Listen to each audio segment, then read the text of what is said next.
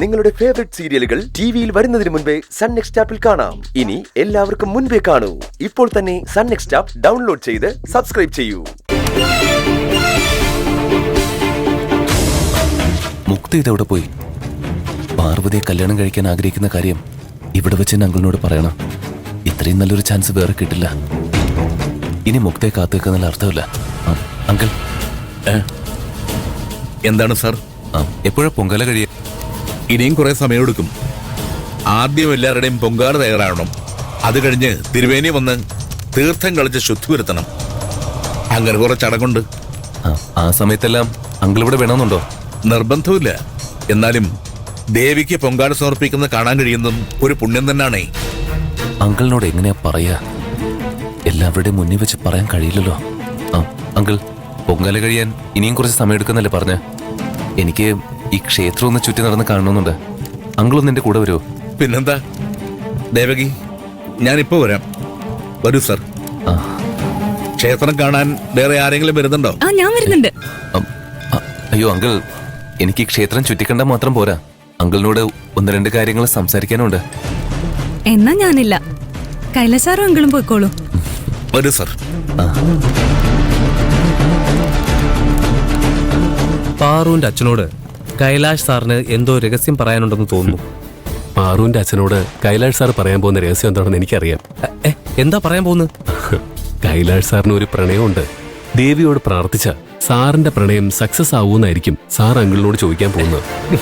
കൈലാഷ് സാറിനും പ്രണയം തുറന്നു പറയാനുള്ള ധൈര്യമൊന്നും ഇല്ലേ? എടാ, പ്രണയം അങ്ങനെയാടാ. എത്ര വലിയ മിടുക്കനും നിശബ്ദനായി പോകുന്നത് പ്രണയത്തിന്റെ കാര്യത്തിൽ മാത്രം. നീതു, ക്ഷേത്രം ചുറ്റിക്കാണാൻ നീ വരൂ എന്റെ കൂടെ. ഞങ്ങള് 3 പേരും വരാം. പക്ഷെ ചെലവുണ്ടാവും. ഐസ്ക്രീം വാങ്ങി തരേണ്ടി വരും.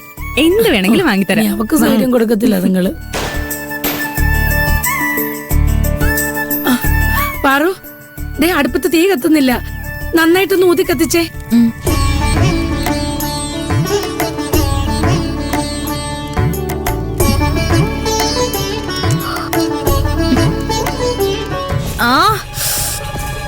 കണ്ണില് തീപ്പൊരി പോയി. അത് തീപ്പൊരി ഒന്നും ആയിരിക്കത്തില്ല, പുകയായിരിക്കും. പോയി കണ്ണ് കഴുകിയിട്ട് വാ. ആദ്യമായിട്ടാണല്ലോ പൊങ്കാലി ഇടുന്നേ. എടാ, പാറുവിന്റെ കൂടെ ഇപ്പൊ ആരുമില്ല. ഇതാ പറ്റിയ സമയം. നീ പോയി അവളോട് നിന്റെ പ്രണയം തുറന്നു പറയും. എടാ, ഇപ്പോഴോ? ഇപ്പോഴല്ലാതെ പിന്നെ എപ്പോഴാ? പോവാനല്ലേ പറഞ്ഞത്? പോടാ. അല്ലെങ്കിൽ വാ. സൗസു, പാറുന്റെ കൂടെ ചെല്ല്. സൗസോ, എന്തിന്? പാറുന്റെ കൂടെ ആരെങ്കിലും പോണ്ടേ? നല്ല ആളെയാ പറഞ്ഞയക്കുന്നത്. കണ്ണ് കഴുകാൻ വെള്ളം എടുത്തു കൊടുക്കാൻ പറഞ്ഞാലേ കുടിക്കാൻ ചായ എടുത്തു കൊടുക്കും. അല്പം ഓർമ്മയും ബോധമുള്ള ആരെങ്കിലും പറഞ്ഞേക്ക്. പ്രിയ, നീ ചെല്ലടാ.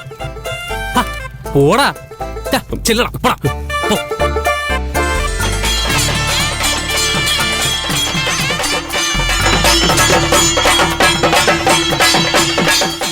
എന്റെ ചെറുപ്പകാലത്ത് ഉത്സവം എടുത്താൽ ആറാട്ട് കഴിഞ്ഞ് കൊടി ഇറങ്ങുന്നത് വരെ ഞങ്ങളൊക്കെ ഈ മുറ്റത്ത് തന്നെ.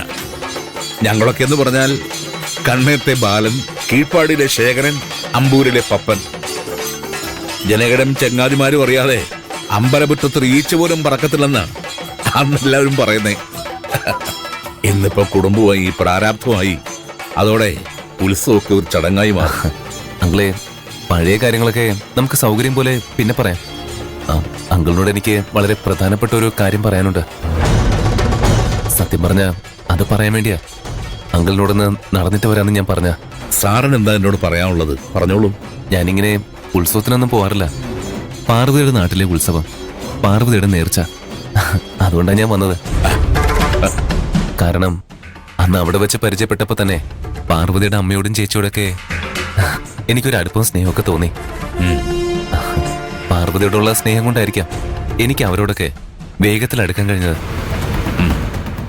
ഇവിടെ വന്നപ്പോ ഈ നാടെനിക്ക് ഇഷ്ടപ്പെട്ടു. ഒരു ഒളിയും മറയുമില്ലാതെ എല്ലാം തുറന്ന് സംസാരിക്കുന്ന അങ്കിളിനെ എനിക്ക് ഇഷ്ടപ്പെട്ടു. വീണ്ടും വീണ്ടും വരാൻ തോന്നിപ്പിക്കുന്ന തരത്തിലുള്ള അടുപ്പം ഈ നാടിനോടും അങ്കിളിന്റെ ഫാമിലിയോടും ഒക്കെ ഇപ്പൊ എനിക്കുണ്ട്.